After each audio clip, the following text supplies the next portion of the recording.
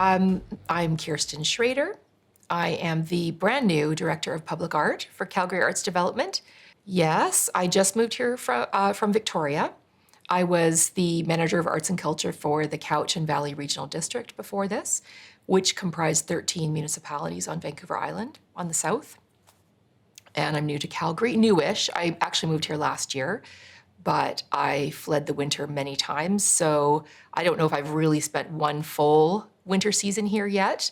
I have to do that now because I am working now, so. But I've been working in arts and culture in BC for a long time, 20 years or more, in different roles. The last couple of roles that I was in were municipal leadership roles, and prior to that, I was in Vancouver at the Vancouver Art Gallery and public programs and education, and I ran the Vancouver Fringe Festival for a few years, and so I've dabbled a lot in the performing arts, but my background originally is in visual arts. In all the roles that I've worked in the arts, my main goal has been to create opportunities for artists in various disciplines and genres, not solely in public art. That is my role here at CADA. But I think that there are a lot of opportunities here to work and to learn and grow.